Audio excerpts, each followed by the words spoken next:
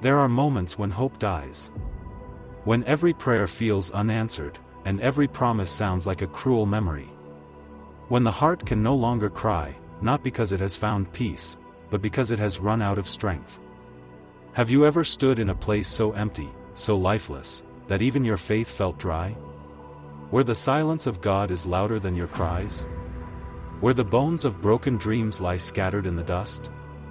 This is not just the absence of life, it is the absence of the belief that life could ever return. But what if God speaks into that silence? What if the graveyard of despair becomes the birthplace of a miracle? What if the dry bones you've given up on, your purpose, your calling, your faith, begin to rattle again? What you are about to witness is not just a vision, it's not a fable, it's the collision of hopelessness and the word of the Lord. A divine encounter in a valley where death had the final word, until God said otherwise. This is the story of Ezekiel, and the valley of dry bones.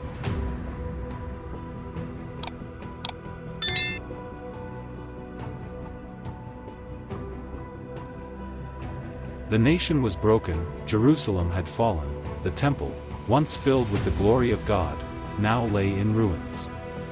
The people of Israel were exiled, scattered among foreign lands, stripped of their identity, crushed in spirit.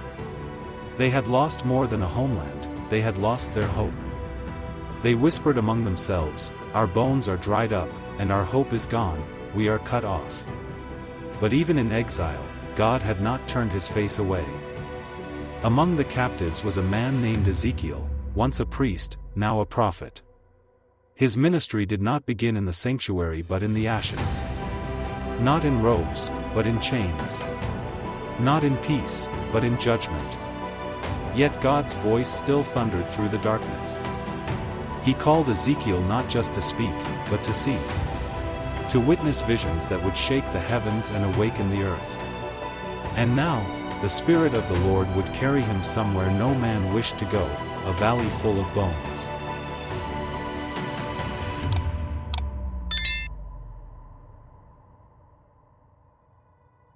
The hand of the Lord was upon him. And the Spirit carried Ezekiel out, away from the noise of men, away from the smoke of Babylon, into a place of utter silence. A valley stretched before him, lifeless and wide. Not a battlefield, but the aftermath of one. Bones. Scattered, sun-bleached, forgotten. So many that they filled the valley floor, dry and cracked like the ground itself. These were not the bones of the recently fallen, these were long dead. No sinew, no flesh, no breath. Just the memory of what once lived.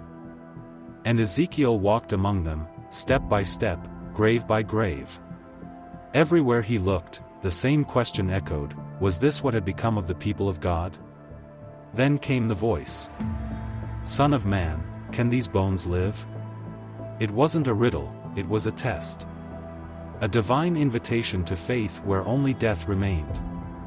And Ezekiel answered, "O sovereign Lord, you alone know." Because only God can speak life into what is utterly lifeless.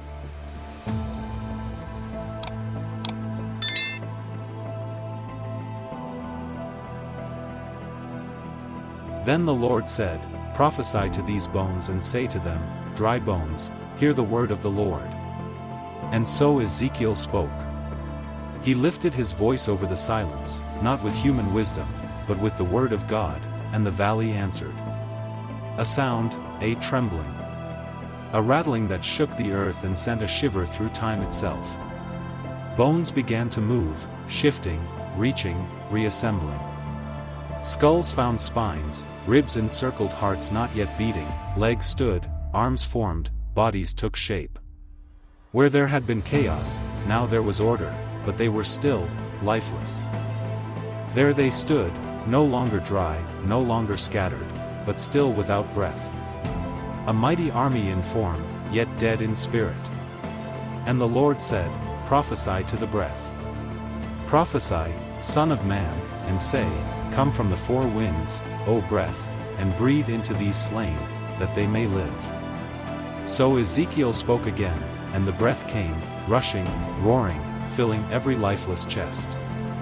The wind of heaven kissed the dust of death, and they lived. They stood on their feet.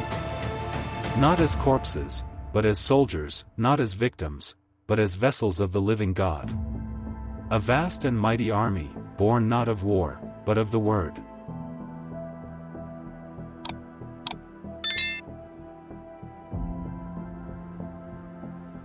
Then the Lord spoke again. Son of man, these bones are the whole house of Israel. They say, our bones are dried up, our hope is gone, we are cut off. God had not shown Ezekiel a vision of strangers, this was a mirror, an image of his own people. Their despair had become prophecy, until God gave them another. He said, I am going to open your graves and bring you up from them. I will bring you back to the land of Israel. I will put my spirit in you, and you will live. Then you will know that I, the Lord, have spoken, and I have done it. What was once a valley of death had become a prophecy of resurrection. Not just for bones, but for nations, for dreams, for hearts that had forgotten how to beat. This was more than restoration, it was revival. Because when God breathes, nothing stays dead.